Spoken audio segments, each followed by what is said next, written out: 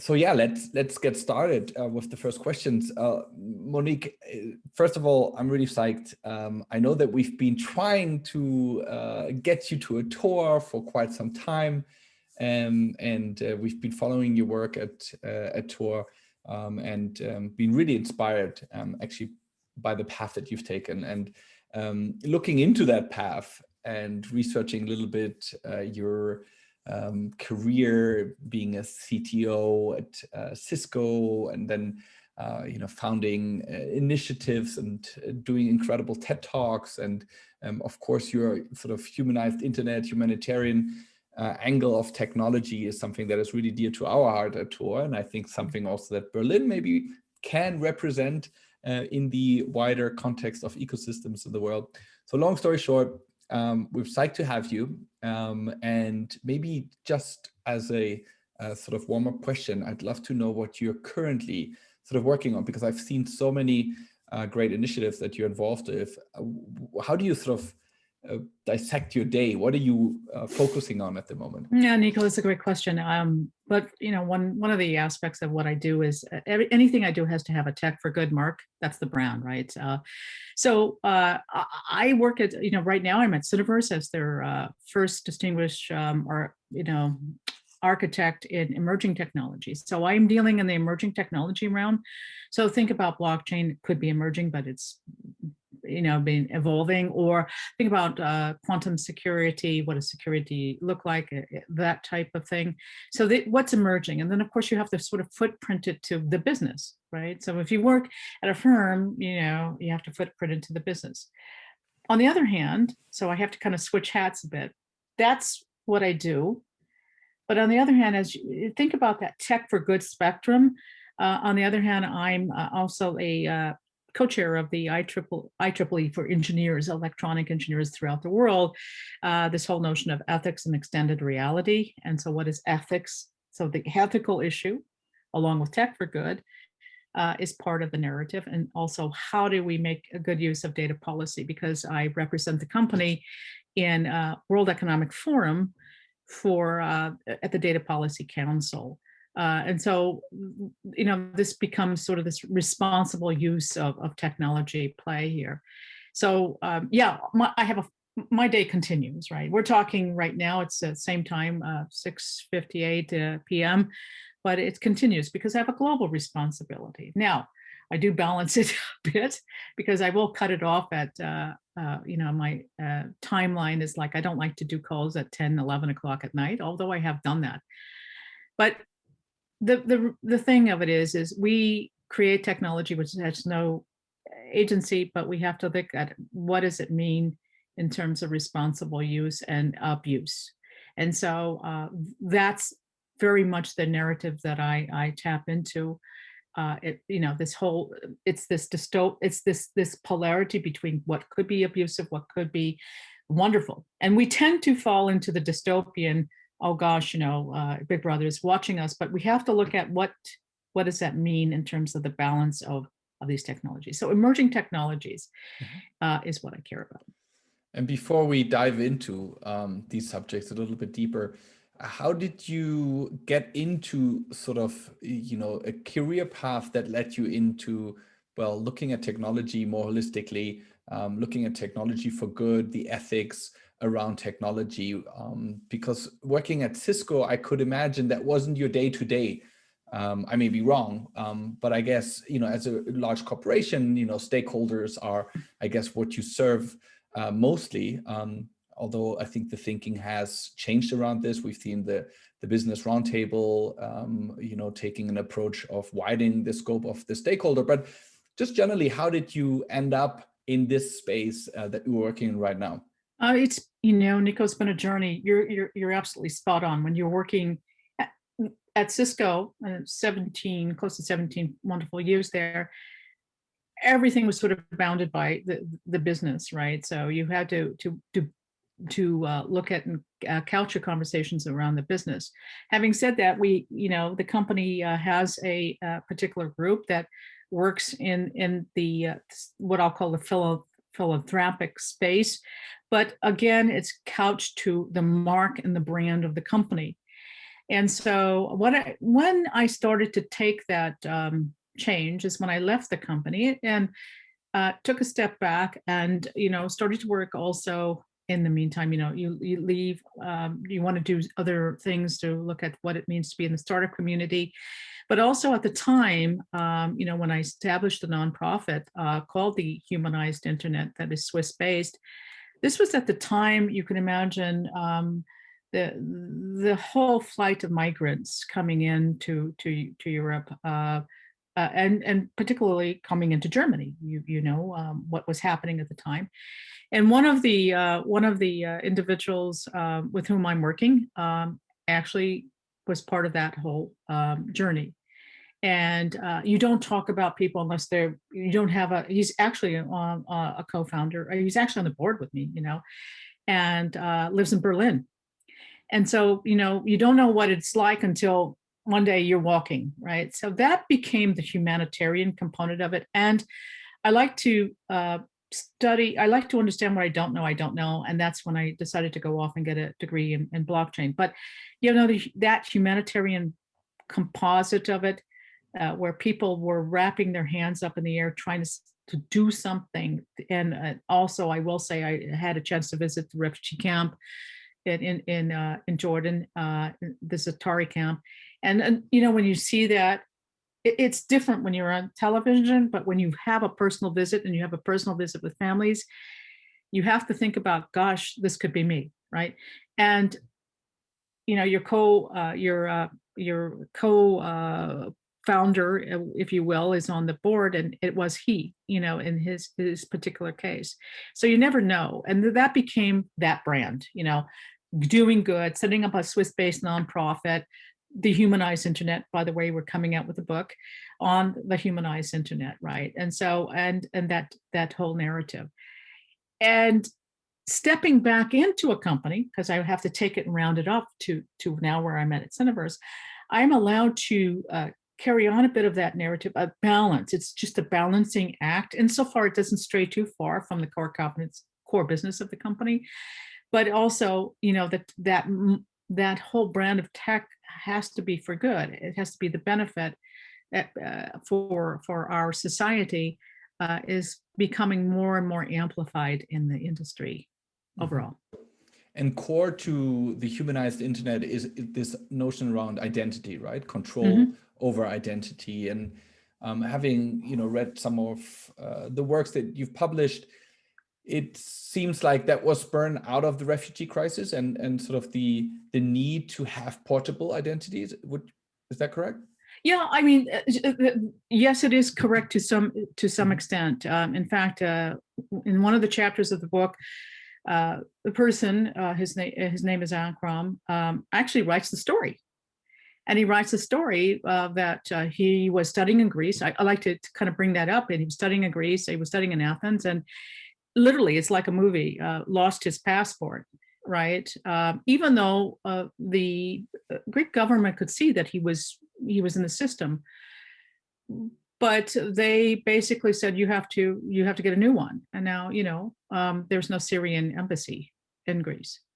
So what was the alternative? They were going to send him back, which would have meant his death. So he had to leave. It was literally out of that. He said, but identity comes with it's a complex topic. It's cultural. You have many identities.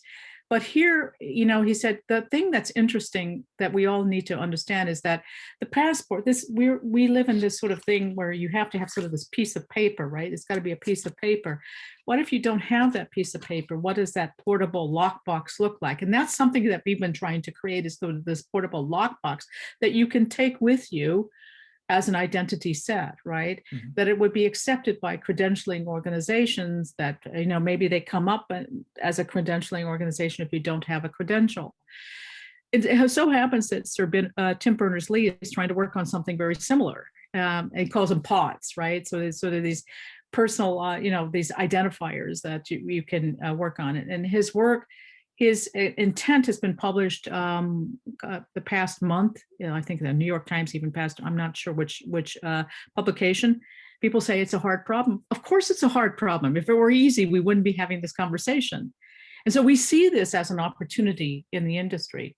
And when I start out the conversation, I always start out the conversation. So I would start out like this: Niko, you have 5 minutes to leave. What do you take with you? Take The bombs, yeah. the bombs are dropping. What do you take with you? What do you take with you? And in the camp, what people believe, they try to take their educational degrees or certificates are with them, not knowing something. They had to pack very quickly, but that's the thing that you always have to ask yourself: what do you take in 5 minutes with you? That's the thing.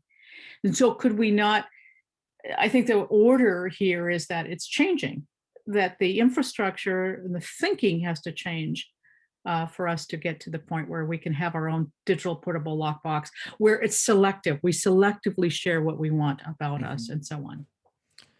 And it's also somewhat, ironic maybe, that those who are creating our identity or allow us to create identity online, not maybe the most portable identity, but nevertheless sort of truthful identity, are those who also abuse it, right? Who sell our identity. So how does that translate? And also your thinking around the humanized internet, on sort of us having control over our data and our identity in all contexts of our social online presence? That's a hot topic now, and great question. So I look at the notion of self-sovereign identity, or what is called SSI, right? So it's portable, it's selective, and so on. And you're correct. What happens now? By the way, you've got a group of companies. You can imagine who they are. They have a set of they're monetizing your identity. They're monetizing how you are using their services. And on the other side, you have, so you have government organizations. And so somehow we have to come to a middle. We can't ignore one or the other. We have to come to a practical middle. And what has this crisis has only amplified the point, in that people are looking for, what happens when we get into a system that may look like the social credit system that China has, that was established in 2014, where it means at the government level, I start to manage your identity. I start to manage your behavior. And if you go and buy a beer or buy a glass of wine or whatever, you get minus credit points because it's bad for your health. That's a dystopian view. That's not where we want to go. I think somehow what we have to do is say, look at where can we have decentralization that's hybrid of our identities and how we selectively share. Now, this sounds very theoretical to the average consumer, right? Because they're going, well, I don't know what that means.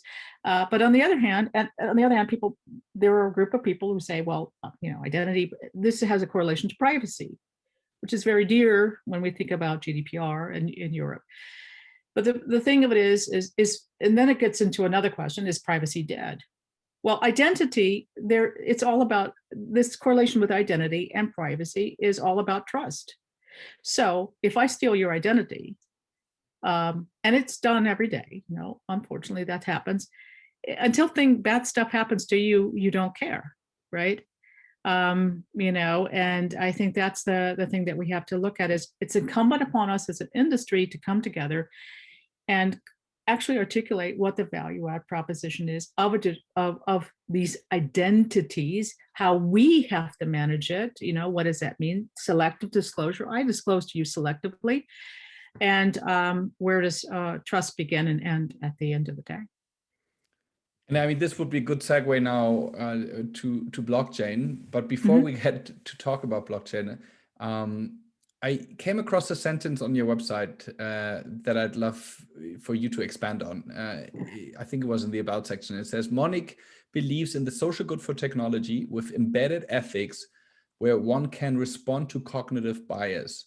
Could you elaborate on that part of, cognitive bias and how it is connected to sort of, technology and ethics? So the cognitive bias, so ethics, we have to look at what does do no harm mean? That ethics, right? But we have to think about, where it's all about harm and safety at the end of the day, over, let's say, business opportunities. It's a balancing act. Cognitive bias, the play that gets here is when I'm operating in an echo chamber. So it could be interesting to say, okay, we're going to talk about a certain portion of the population without the population being involved. So how do we deal with indigenous peoples? How do we deal? How do we deal with people coming from the African continent and how they're thinking and what their language is? Language becomes part of that.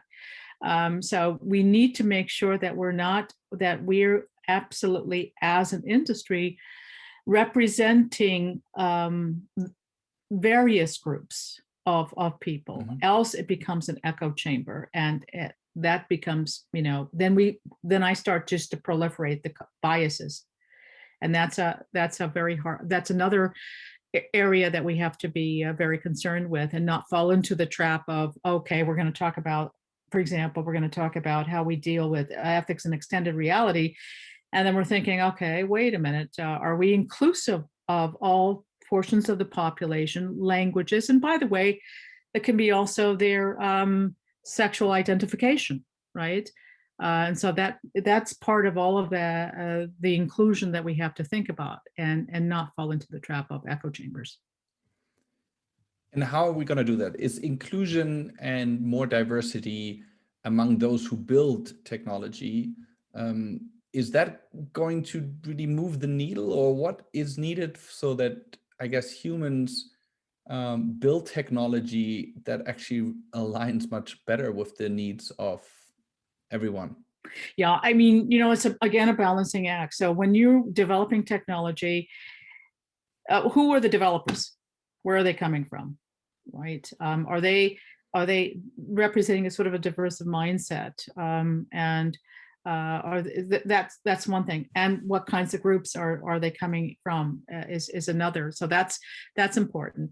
Technology has no agency, but you have to look at what if you develop something for and for what purpose. And over that, it could be, you can get into sort of the potential for abuse. And I think the other thing is we struggle between convenience for people, which is convenient, what's convenient versus what is the potential for harm. And so I think that's the thing that we have to do do a better job of educating not only developers, but and those who develop technologies, but what solutions come out, how inclusive they are, how are they used for what purpose, and what is the benefit to the citizen overall. So now we talk about citizen, consumer, you and I. What's that benefit overall, right? So that's an important part of what we need to do better. And I mean, I'll tell you a story. I was actually I was in a conference in Austria, in Vienna. That was called it was a conference in 2017, and it was mainly a developer conference. And so I was having this similar conversation, and the developers basically said, well, Monique, we only do what we're told, right? Now, where did we hear that in history? We only do what we're told. But if you know that what you're doing could have a potential harm, how do you actually, and that's the challenge. We only do what we're told. If I write so many codes, I'm doing that. But I think the whole idea is, how do you enable a developer to feel that what that developer is doing has impact, right? Not just somebody who's just putting screws in or writing lines of code. And so I think that's more of a chance to have the developer or the person who's creating technology to feel that they are responsible, that there is a responsibility, and that you have to think about what intent and intentional use looks like and feels like for us all. Responsibility sort of on the individual level, but also, I guess, consequences that are government imposed, because ultimately, I mean, you've been saying that technology doesn't have agency, I think twice, and that's true. But then I guess also humans are losing agency to technology, right? More and more decisions of our lives, we kind of outsource to technology. And, somewhere there needs to be, I guess, a framework that gives us a little bit more structure in decision making and also building boundaries to technologies, because we seem to be getting numb on the individual level and just kind of taking all the benefits of technology and the convenience and so forth, and losing actually agency on our own. No, it's a great that's a great observation, Niko. And in fact, it's incumbent upon us to look, if we're the users of technologies, we have to understand what responsible use looks like. It's not any surprise that the major creators of the technology did not allow their kids to have an iPhone or whatever until they were 17 years old, and so on. I mean, think about Steve Jobs and Bill Gates as examples of that. Why? Because they knew, right? And I think that's what we have to think about, is that what is it's incumbent upon ourselves to manage that balance. We can't say we're prisoners of technology. I mean, you can choose to be a prisoner of a technology, or you can choose to say, I'm going to turn it off for a while, and then that's it, or you have a screen that says you have so many thousands of hours of use of your technology. It's a feedback loop to you. But we are connected. We're pulsating information. That's true. And it is the balance. We want to know from our exercise watch or whatever that we're doing great and so on. But at some point, you have to think about, okay, what is that? Where is that information going? And how is it being used, and for what purpose? That's always a thing that I'm sort of looking at a personal level. But I wouldn't say that we're prisoners of technology only insofar as we choose to be. Now, you talk about the policymakers, right? The government people. The thing of it is policymakers will regulate what's easy to regulate. They have to be. It's a multi-stakeholder discussion. It's an ecosystem discussion. They have to be brought in fairly early in the discussion to understand, what is this what does it mean to the citizens? When you vote, when you go and vote, are you voting because somebody has taken a stand on how technology is, impacting the citizen? Typically, it's mainly because they want more jobs or whatever. So we need to get policymakers involved in the discussion fairly early, so that they know what it means to have these sets of technologies and how they impact the citizens themselves. I mean, think about what's happening in Australia with Facebook. I mean, it's a big discussion that's going on there, or how these platforms start to, or these platform owners start to actually manage who can be on the platform and who cannot be on the platform, and what is hate speech and what is not hate speech, and so on and so forth. We need to have a dialogue together, because else we're going to, that's an area that concerns me, right? Else we're going to have these platform owners become the purveyors of how platforms will be used in some way, yet we use their platforms. That's the thing that we should be worrying about, in my opinion.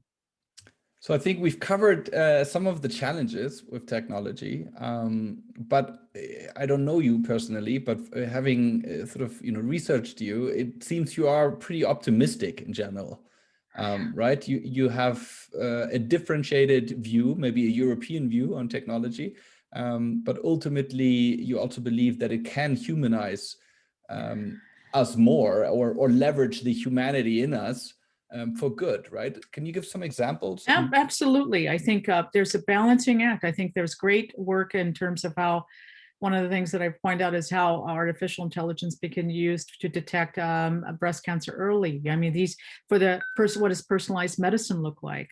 I think, and feel like for us. I think there's a promise in these what I call the sort of the smart technologies. So I am optimistic in that sense. I'm optimistic insofar as that human always has to be in the loop. This is not about AI agents that are going to take over the world. I don't see that happening. Okay, or I don't see robots taking over and becoming humanized. I think that what's happened, you may have a relationship with a robot, in an aging society. We see that, for example, in Japan, how they're caring for, how robots can, quote, I hate to use that term, care, but can help, for example, assist elderly people. That's an example, right? And so I think having that human in the loop will always and must always be the case. Else we will no longer become relevant. So it's about the relationship that's positive that we can have as humans with the technology. And I am optimistic. I am very optimistic in that direction. But it's always with a hat on. Look at what are the potentials that could be for abuse, right? Just to look at that, because we all have to be the big elephant in the room at some point in time. So there's a lot to be said about personalized medicine. There's a lot. I'm very bold on that. What that could look like if it's personalized, and if I choose, by the way, if I choose to partake in that, relationship and so on and so forth. And the blockchain, right? And the blockchain. Yes, and the blockchain. You studied it deeply. Where are we in the sort of adoption cycle of the blockchain? I think we're beyond the hype. It was sort of like a geeky type of thing, and especially as related to Bitcoin and so on. But Bitcoin's a separate subject now because people are looking, oh my God. But I think we're beyond the hype. You see now organizations and companies adopting it for purposes, whether it's supply chain management and what's in the blockchain or managing that type of thing is very important. And they're constantly creating business cases around it. I think what people will be looking at is what is distributed ledger technology interoperability look like? It doesn't matter if it's Hyperledger or Ethereum or Corda or whatever. What is that going to look like, and how is it going to impact the business? And so, I am a co-chair at the GSMA for distributed ledger technology, and we're looking at discussions that, of course, it's going to be 80% of business and 20% of the technology component. So you can call it blockchain 3.0 or whatever you want to call it, and where business logic is applied at the smart contract level. And so that becomes interesting. Is what you don't want to do is say the blockchain will solve world hunger and does everything for you. You have to apply very prescriptive use cases for it. You don't want to bloat the chain. You don't want to put personal identifiable identification, your name, number. You don't want to have any association of that on the chain because it's immutable. And you have to make sure that what goes in is not garbage in and garbage out, right? So that's an important connotation of it. And so I think there is a promise of that, and people are, like I said before, moved beyond the hype. It's now becoming a bit more mainstream. What they are doing is because now we're talking about other technologies, blockchain, and perhaps what does it mean for 5G slicing? What does that mean for information passing that could go on the chain? What does it mean for other areas of verticals and travel or healthcare and so on, or Internet of Things? So there's kind of going across verticals, but they're tying it with artificial intelligence. They're tying it with other sets of quantum networking and quantum security. So it's applied across other technology areas together rather than in a silo. And what verticals do you see sort of getting adoption in first? I mean, with the internet, we saw it sort of with video, with music, I guess, was probably the first big vertical with Napster, and sort of that got a lot of people to engage with the internet and to also disrupt businesses such as the music industry.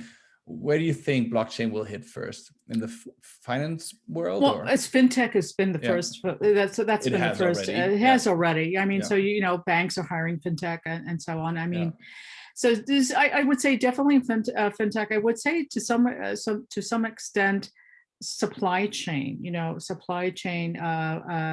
Track and tracing, for example. That could go in pharmaceuticals, that could go into maritime shipping, that could go into a whole variety of areas, in travel, in hospitality, and so on. So from fintech, supply chain, pharmaceuticals, and so on. It could go into, depending on the countries, You can also look at how you define your ownership of land, and look at how you actually determine that that could be put on the ledger. By the way, my university degree is on the ledger, so you have to walk the talk because it's a credentialing organization. What about credentialing is low-hanging fruit? So your experience, your degree, by a credentialing organization, such that if they went out of business, it's there, right? You can reference it on the ledger. And so, could I credential your experience on blockchain? Could you hire me? Would you hire me based on that? Mm-hmm. That's going to change the way we interact and have our experiences actually managed in a way that becomes sort of portable into the terms that I was talking about, rather than sort of the link, LinkedIn is a step, but I think it's more or less about, how do I make it more interesting in terms of what's referenceable on the chain itself. So, and on the transactional level, I mean, in terms of currency, do you think will governments allow sort of digital currencies to, really become an alternative to fiat, or are we going to have government digital currencies? I think you're going to see sort of this hybrid for the moment. I think that there's been lots of discussions about what does a digital currency look like. There's been papers, a corpus of research in that area. Fiat, are we entering a new era of what value is and how value can it be expressed? Then I would start to look at, how is that going to look? What does that mean to us all? If why would you need retail banking, for example, if you could now go up to the central banks and manage that currency, that digital currency interaction? But then you would have to think about, what is the potential for abuse? Could we be entering, for example, the Chinese social system, for watching how you spend, et cetera, and so on? Not to say that parts of that already exist, but it's by choice, right? So I think we need to think about what the direction can be. The whole idea is now, I always have to ask the question, can I pay by cash nowadays, right?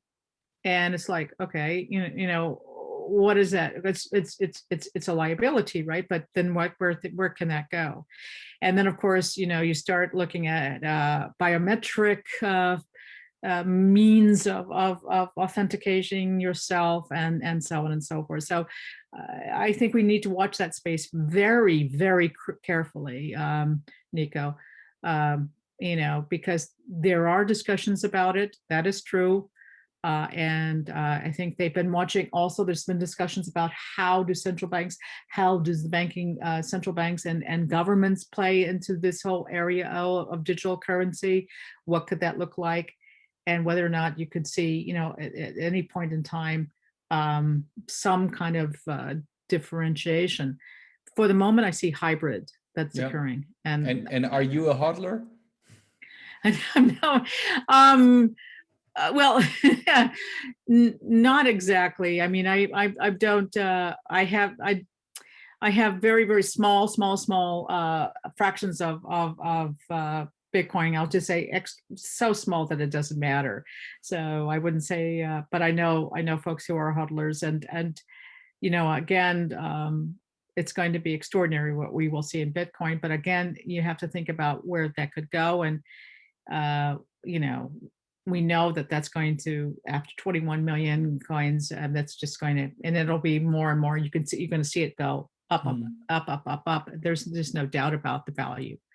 But however, value, look at what Elon Musk has done with Tesla, right? So value or PayPal, you can pay by Bitcoin. But I think the thing of it is that when you can go into a store, when you go into and say, hey, would you accept my Bitcoin, or would you accept my digital currency, then it becomes much more interesting, right? But for the moment, people are hoarding, but it's not people, it's governments too. right? It's organizations that are hoarding. corporations. Large Yeah. corporations are hoarding very massively. And so you have to think about where that's going to go at the end of the day. I want to conclude talking about serendipity, because serendipity. That's been one of the central pieces in your TED Talk, and also in a few conferences that I saw. I guess as a technologist, serendipity is often not really desired, right? We like clarity and sort of truth. And also, I would say that the pandemic, in a way, has really limited serendipity, right? I mean, we run a festival, and I think, the one sort of magical thing about a physical encounter like that, where tens of thousands of people gather, is you have these serendipitous moments, and it's something we can't really replicate in the virtual. So where are we with serendipity? I mean, do you see the value that people put into serendipity decreasing? I mean, you're spot on insofar the pandemic has forced us into a non-serendipitous mode, right? I always talk about that serendipity button, in my extended reality. You have with a colleague of mine in the industry. You can imagine putting on your serendipity button and you're not so programmed anymore, right? That's a concern I have is this whole notion of, what happens when you miss the train? What happens, you may meet the narrative goes, you may meet the love of your life because it was serendipitous, right? It was that moment and I think that we need to get back into being humans and interacting, being allowed those serendipitous moments, else we'll be too programmed. I need to get from A to B to C, and I lose that serendipity. And so I'm very bold on making sure, or not making sure, but at least getting us to think about those serendipitous moments without being so programmed.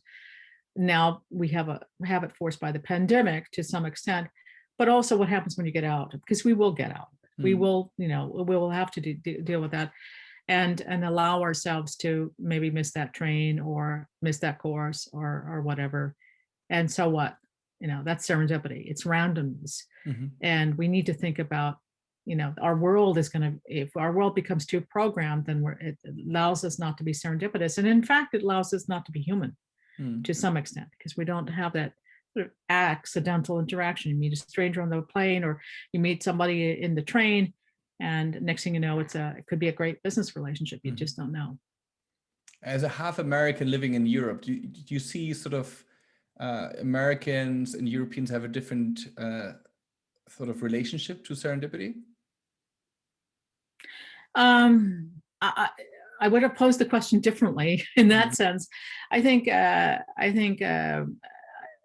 it depends, because it's contextual, that question, right? Are the Americans more serendipitous than Europeans? I wouldn't say it that way. I think it is very contextual. I think, however, what I've noticed is in Europe, when I came to Europe, I had to balance, especially Switzerland, I had to balance the I'll say general American propensity toward pragmatism with the Swiss propensity toward perfectionism. So they would say, for example, because I was just like, just do it, right? The Nike, just do it, right? And so, and there was code that was expressed to me in German. So they would say, aber Frau Morrow, wir müssen ein Konzept haben, which was code for slow down. And I heard the term concept, meaning plan. Well, no, I thought, is that a concept? Are they talking about a concept? What they were saying is you need to sort of slow down. So I had to culturally adjust the mindset, which is different. Yeah. That's a very good point. I actually, when we watch the news, my girlfriend and me, she's half American, we giggle a little bit because also during the pandemic now, it's almost like we can play bingo, because politicians in Germany will always say we need a plan. We need to first get a plan. We need to discuss. We need to, it's a good way of putting it, that is, a sort of a slow down mechanism. But I was surprised, to be honest, by the Swiss during the pandemic. I mean, They've almost gone rogue. Also, what we're seeing now with the restaurant openings in Switzerland, and some local cantons just basically opening the terraces of their restaurants, even though the Bund has clearly forbidden to do so. And it's almost, sometimes to me, seems that the Swiss are maybe a little bit more pragmatic than the Germans. Believe it or not. No, but now I'm a Swiss citizen. Swiss, we live in it's a federal government, right? Yeah. So you have the 26 cantons, and so there is this relationship between the Bund and the canton. What you cannot do, what the Bund cannot be seen doing is that overly exercising a wish on the canton, or over exercising, not a wish, but an order. And that becomes the threat to, that becomes the threat to the federal government, that the whole notion of federalism. So in the issue of opening up the terrace, okay, we see that mainly in the Swiss, in the ski areas, but there's a whole discussion about what's happening with the restaurant and the bars and so on and so forth. They have suffered. They've been shut down, at least as I know, since early December. And you have to have, the criticism here is you have to have a plan. So you have to have a plan. What is the plan? What does that roadmap look like? Yeah. And here in Switzerland, we need to have clarity, right? To some extent, you have to say, okay, we're going to vaccinate 9.2 or 9.3 million citizens or whatever. You're going to have that plan. You're going to and here's the various groups, and they come in this order, and this is what we're going to do. Number one. Number two is we're going to ease up on the opening of restaurants and so on and so forth, because they have to. You cannot kill the let's say the industry and the economy, the forced shutdown. If you noticed, and I'm not sure, but in Zurich, for example, over the weekend, people went crazy. It was beautiful. They just went out there because they have to socialize, right? And people who were serving Wurst or whatever, they were making just takeaway. They were happy. So people are very social. They really like to have that interaction. They want to have a coffee. Think about the person who is alone, would like to go out and have a cup of coffee and have that. So I think that's the important thing that we need to think about as we ease up, because the fact of it is, Niko, we're going to be living with this thing, right? So let's just manage it the best way we can, and think about how I'm not going to take away from the seriousness and the gravity of the disease itself, because it is very serious. We've lost lives globally, and we've lost lives here in Switzerland. But we have to sort of manage it with a plan. What people don't like is unclarity. Okay, well, we're going to stop it today and go. It doesn't work for a Wirtschaft, or the economy. It doesn't work for people. Thank you so much. My final question is just, I saw that you've been recommending the book, The Infinite Game by Simon Sinek. Yeah. What is it about the book that makes you recommend it? The long game. We tend to think about short term, and it's a very great, the narrative that and I heard him speak in before in a live conference, but we think about the short games. Everything is about short gains, but you have to think about the long game. And as an industry, we don't think about the long game, right? What is that going to look like? I think the pandemic situation is a long game play, right? We have to. There's the short-term aspects, but what is the long game going to be for us? What is the long game in business for us? What is the long game? He talks about the war in Vietnam, and they said, that was a long game play, versus sort of the short term get in and put American troops in and etc. Whereas, the North Vietnamese clearly saw it as a long game for them, right? And so that's an example of what he means by the long game. It's a different way of thinking as for us, and I think that takes a shift in our thinking. It takes a shift in the way we pursue opportunities, and we have to balance between short-term gains versus long-term. And that long term is going to be, that's what I like about the book, because it brings about new thinking for me personally. Monique, thank you so much, and best of luck for your long game in tech. Thank you. Thank you very much, Niko. It's been a pleasure. Same. Thank you. Cheers.